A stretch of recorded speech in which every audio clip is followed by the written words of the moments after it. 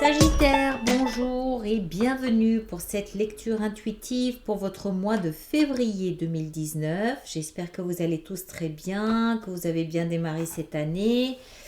Alors, je vous rappelle que, comme je le disais dans ma vidéo que je vous avais postée, on a un nouveau modèle pour ces prochains mois parce qu'on a rajouté une ligne qui va inclure d'autres sujets. Donc, je vais vous expliquer et puis après, on va plonger dedans, hein. La première ligne ici, la première rangée, les deux cartes ici représentent votre énergie du moment. C'est-à-dire fin janvier, début février, là, ce mois de février, comment vous êtes? Voilà, la situation actuelle, comment vous êtes? Comment vous entrez dans ce mois de février? Cette position, c'est la position de ce que vous souhaitez le plus, ce que vous voulez, votre objectif. Cette position ici, c'est ce qui va vous aider à atteindre ce que vous souhaitez le plus. D'accord? C'est le cadeau, la protection que vous avez pour atteindre cette chose. Ça, à l'inverse, c'est la position de votre obstacle, du défi, du challenge que vous devez relever pour atteindre ce que vous souhaitez le plus. Ici en bas, c'est là où c'est généralement très intéressant. La première position, c'est encore plus affiné que ça, hein. Là, c'est gros, une énergie brute, un peu plus affinée et encore plus affinée. Ça, c'est la position de votre vie sentimentale et émotionnelle. Ça, c'est la position de votre vie professionnelle et matérielle. Ça, c'est la position de votre développement intérieur, de votre chemin spirituel ou de votre conscience ou cette petite voix intérieure de la sagesse. Vous mettez le mot que vous voulez dessus, ça m'est égal. C'est tout ce qui se passe à l'intérieur de vous. Et ici, généralement, il n'y en a qu'une seule, mais là, il y en a deux, donc je les ai prises les deux. C'est le résultat, c'est l'issue en fin de mois possible. D'accord? Donc, ce n'est pas une garantie de résultat. Je ne suis pas Harry Potter. Ce n'est pas une garantie de résultat. C'est là où vous pouvez arriver si vous vous servez intelligemment et à bon escient des énergies qui sont à votre disposition. C'est tout. D'accord? Sous le paquet, on a le chevalier de bâton. Je vous le montre parce que je pense que ça va être important. Je ne sais pas pourquoi. Vous êtes le seul signe avec qui je fais ça, mais j'ai le sentiment que ça va être important. Ouais. Et avant de commencer aussi, je dois dire, parce qu'on me pose systématiquement la question et je réponds 20 fois, donc là je le fais une fois pour toutes, le jeu avec lequel je fais cette lecture pour février, c'est le jeu du tarot chinois et Vimeo sera éclairci avec le tarot universel. D'accord? Voilà pour les petites informations. Alors, j'ai l'impression que il s'est passé, bon moi je me souviens plus des lectures une fois que je les ai faites, hein, mais j'ai le sentiment à voir ce qui se passe ici, que le mois passé, c'est-à-dire la fin d'année 2018, vous a placé dans une espèce de fin de chapitre. Vous étiez à la fin de quelque chose d'important. Ça se voit ici et ça se voit là. Mais je vais commencer par ici parce que c'est plus important. C'est la position de votre développement intérieur, votre petite voie de la sagesse, votre cheminement, votre parcours spirituel ou ce que vous voulez, ça m'est égal, c'est ce qui se passe en vous. Vous avez la 10 d'épée. La 10, alors déjà, c'est mental. Donc ça veut dire beaucoup d'introspection, beaucoup de réflexion, beaucoup d'analyse, beaucoup de pensée, beaucoup de peut-être de communication aussi, mais de communication en l'occurrence, étant donné la position, de communication avec vous-même. D'accord? Je pense que vous avez dû passer un peu de temps à l'isolement, d'accord, à l'isolement, genre, voilà, il faut que je pense, il faut que je réfléchisse, il faut que j'analyse, il faut que je digère. La 10 d'épée, c'est une énergie qui est difficile, d'accord? C'est une énergie qui porte en elle le poids de la souffrance. Imaginez quelqu'un traversé par 10 épées, poignardé dans le dos par 10 épées, vous imaginez la souffrance, la douleur qu'il doit ressentir. Mais la 10, elle parle aussi de fin de cycle. Donc c'est la prise de conscience de ce que vous avez enduré. C'est la prise de conscience de la souffrance qui a été la vôtre. C'est à un niveau spirituel, de conscience. D'accord? Ça ne veut pas dire que Vous vivez cette souffrance. Ça veut dire que vous prenez conscience de ce que vous venez de traverser. C'est important. C'est important parce que vous entrez dans le mois de février avec l'univers. L'univers, on peut d'une certaine façon considérer que c'est ce qui vient après la 10. C'est la fin d'un cycle. L'univers, c'est la fin d'un chapitre de plusieurs cycles. Donc, vous entrez dans ce mois de février avec cette conscience de laisser derrière vous, non pas juste un cycle, mais un chapitre de plusieurs cycles. Et vous entrez avec plus de stabilité. La 4 de bâton, elle nous parle de stabilité, de foyer, de protection, d'être rassuré. Vous êtes plus stable maintenant que vous n'étiez il y a un mois. D'accord ? On verra en rajoutant plus tard pour Vimeo comment on peut développer ça. Hein. Alors, ce que vous voulez le plus, bizarrement encore, c'est faire le point. La 7 de denier, elle nous parle de s'arrêter, de se retourner et de contempler tout ce qu'on a investi en temps, en argent, en ressources, en relations, en rêves, en tout ce qu'on a investi dans quelque chose, dans sa vie, dans un projet, dans une relation, mais dans sa vie notamment, et on fait le point, on fait le bilan. Où est-ce que j'en suis aujourd'hui? Et c'est un peu, je pense que c'est lié à ça. C'est-à-dire qu'avec cette prise de conscience de punaise, qu'est-ce que j'ai eu mal? Qu'est-ce que ça m'a fait mal? Pourquoi j'ai enduré ça? Voilà, c'est ça. Pourquoi est-ce que j'ai enduré? Pourquoi est-ce que je me suis autorisée à endurer quelque chose comme ça? Qu'est-ce que j'ai fait pour souffrir comme ça? Pourquoi j'ai autant souffert? D'accord? Il y a une espèce de bilan de « mais qu'est-ce qui s'est passé ?» C'est un peu pourquoi? Alors, c'est la position de ce que vous souhaitez le plus. Ça veut dire que vous voudriez, là, si je lis ces cartes comme ça, vous voudriez avoir suffisamment d'espace, de temps à disposition, de ressources à disposition pour vous arrêter et pour vous retourner sur votre passé. D'accord? Alors, qu'est-ce qui va vous aider dans cette démarche? La 9 de coupe. La 9 de coupe, c'est une énergie d'abondance. Mais c'est aussi une énergie d'amitié, de ressources. C'est la carte aussi généralement qui nous parle de vœux et de désirs comblés.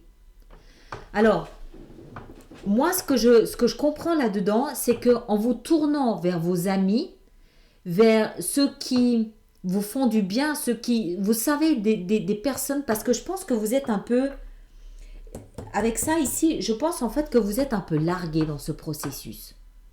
D'accord? Je pense que vous ne comprenez pas très bien ce qui se passe. Je vais vous expliquer pourquoi, parce que vous refusez de le voir. Je pense que ce que vous allez faire, c'est que vous allez vous tourner vers vos amis, ceux en qui vous savez que vous pouvez avoir confiance. Des gens qui ne vont pas vous trahir. Vous avez besoin à ce stade d'être sûr qu'on ne va pas vous repoignarder à nouveau dans le dos. Vous avez besoin de confiance, d'être sûr que la personne à qui ou les personnes à qui vous vous adressez sont des personnes qui vous veulent du bien, sont des personnes qui vous soutiennent. Il y a une notion de confiance, d'accord? D'une part, et d'autre part aussi en vous tournant vers ce que vous avez accompli. C'est la carte des vœux et des désirs réalisés. Qu'est-ce que vous avez réalisé comme désir? Qu'est-ce que vous avez réalisé comme rêve? En vous agrippant, en vous accrochant à ce que vous avez concrétisé, vous allez pouvoir contrebalancer ce bilan et vous rendre compte que vous avez, malgré cette prise de conscience d'avoir souffert, vous avez acquis des choses, vous avez appris des choses, vous avez pu accumuler peut-être aussi des choses. Même si les coupes nous parlent davantage d'émotions. D'accord? Donc c'est peut-être plus un bilan, c'est pas un bilan émotionnel que vous faites, mais le gain dont vous allez vous rendre compte sera plus de nature émotionnelle qu'autre chose. Je pense. Alors, votre problème, votre défi à surmonter, C'est la grande prêtresse. C'est pour ça, à mon avis, que vous allez tourner vers vos amis. Parce que la grande prêtresse, elle nous parle surtout d'intuition. Et c'est dans la position de votre challenge, de votre défi. Ça veut dire pour moi que vous n'écoutez pas votre petite voix intérieure. Vous restez bloqué sur la souffrance, dont vous voulez partir de là, surtout pas y rester, ça fait mal. Et vous fuyez cette petite voix intérieure. Vous n'écoutez pas votre sagesse intérieure. On va en rajouter, hein, après on va voir. Alors, ici, c'est hyper intéressant. Votre vie sentimentale, parce que je pense que tout ça, je suis désolée, mais je pense que tout ça, ça concerne surtout votre vie sentimentale. Parce que qu'est-ce qu'on a ici dans la vie sentimentale? La 8 d'épée. La 8 d'épée, c'est une énergie d'aveuglement, de peur. Vous êtes aveuglé par votre propre peur d'aimer ou de vous laisser aimer. C'est pas l'autre qui a peur, c'est vous qui avez peur.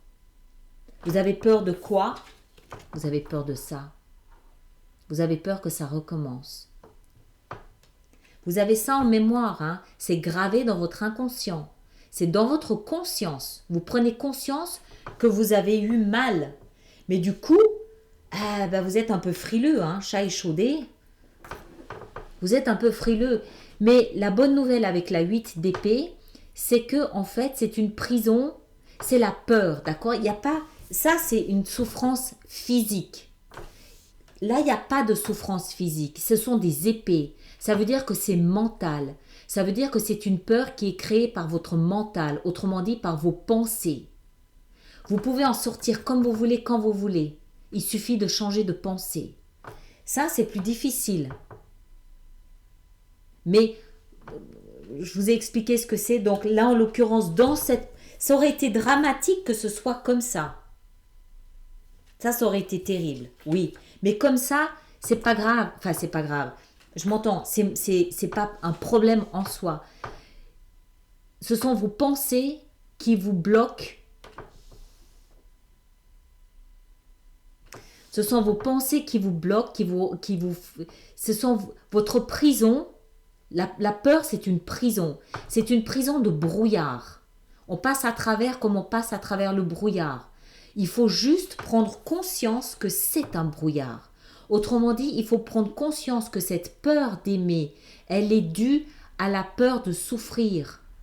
Mais c'est du brouillard. Une fois que vous l'avez encaissé, une fois que vous l'avez compris, et visiblement vous l'avez compris puisque vous passez à une étape suivante, vous pouvez sortir de ça sans problème. Changez votre pensée, simplement. Votre vie professionnelle et financière, vous avez la 2 d'épée. Alors, pareil, encore une fois des épées, encore une fois du mental, encore une fois de l'esprit, encore une fois de l'analyse, de la pensée. La 2 d'épée, elle nous explique que vous avez un choix à faire. Vous êtes probablement devant un choix. Vous devez prendre à gauche ou à droite. Le problème, c'est que vous ne savez pas. Vous ne savez pas. Vous pensez que vous devez choisir par l'esprit, mais en fait, comment choisir entre l'épée droite ou l'épée gauche? C'est difficile. Comment je fais? Je suis obligée d'en poser une pour choisir l'autre. Laquelle des deux je pose? Dilemme. Ce qui fait que vous êtes obligé d'aller dans votre intuition pour choisir quel chemin prendre. Tout comme ici, vous êtes obligé d'aller dans ce que vous ressentez. C'est comme pour moi, c'est comme si vous fuyiez vos ressentis. Cette lecture, c'est je fuis mes ressentis, je vais dans la tête. Je fuis, je fuis, je fuis.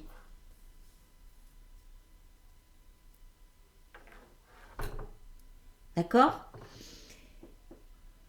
Il faut sortir de là en allant dans le ressenti. La peur, il n'y a qu'une façon de traverser la peur, comme il n'y a qu'une façon de traverser le brouillard. C'est comprendre que c'est du brouillard et que ça ne peut pas vous faire de mal. La peur, elle ne peut pas vous faire de mal. La peur elle-même est un mal. Mais traverser la peur comme on traverse le brouillard. Ici, il y a un choix à faire. Vous ne pouvez pas choisir entre deux épées. Il faut aller ressentir le choix. Il est à l'intérieur, on le porte en soi. Mais en soi, ben, vous n'avez pas trop envie d'y aller, quoi. Prenez conscience de ça. À partir du moment où vous en prenez conscience, vous allez relâcher. L'issue. Comme si on n'en avait pas assez, en voilà encore un. Le roi d'épée. Le roi d'épée, la 5 de coupe. Alors, le roi d'épée, en l'occurrence, alors ça peut représenter une personne d'un signe d'air, mais en l'occurrence ici, je ne pense pas. Moi, ce que je pense, c'est qu'avec toute cette activité mentale, cérébrale qui est la vôtre, vous êtes passé roi, vous êtes passé maître. Maître est épée. Maître est mental. Maître est analyse mentale. Il n'y a pas de place aux émotions là-dedans. Hein. Le roi, il nous explique que vous avez acquis une forme de maîtrise d'une épée. Le roi d'épée, ça correspond à un avocat, ça correspond à un juge, ça correspond à une personne d'autorité qui porte le glaive, la vérité tranchante, la justice. Sa justice, qui n'est pas basée sur les émotions, qui est basée sur le mental, sur la communication aussi, avec soi-même, avec son saboteur, avec la peur. D'accord? Vous êtes roi. Et la 5 ici de coupe, qu'est-ce qu'elle nous explique? Elle nous explique que vous passez plus de temps à regarder le verre à moitié vide que celui à moitié plein. Là, on a des émotions. C'est la première carte. Ah non, il y avait celle-ci ici avec les amis, pardon. La 5 de coupe, elle nous montre 3 coupes là qui sont renversées. Et il y en a 2, hein, on voit elles sont renversées. Et il y en a 2, une ici et une qu'il porte ici, qu'il commence à regarder. D'accord? Donc vous commencez à vous rendre compte que vous avez passé peut-être plus de temps à vous préoccuper de ce que vous avez perdu qu'à regarder ce que vous avez gagné ou avez à gagner dans le processus. Mais ça va se faire. Vous êtes dans cette démarche, vous faites cette analyse, vous faites ce bilan. Les amis sont là pour vous le rappeler. Et comme ce sont des couples, le fait de vous rendre compte de ce que vous avez réussi à assouvir comme désir et comme vœu, va vous rappeler que non, finalement, il y a quand même quelque chose de bon qui est sorti de tout ça. D'accord? Il y a quand même 2 coupes pleines qui sortent de tout ça. Et c'est pour ça probablement aussi que ça est important. Vous êtes les seuls à qui je le fais. Hein.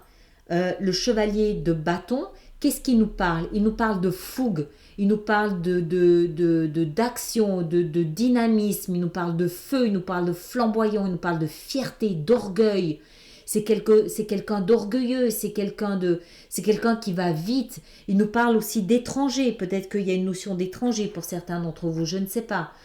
Mais pour moi, ce que ça signifie, c'est que vous devez laisser renaître ce feu à l'intérieur de vous. Mais il y a un passage, c'est comme s'il y avait un passage obligé vers votre intuition. D'accord?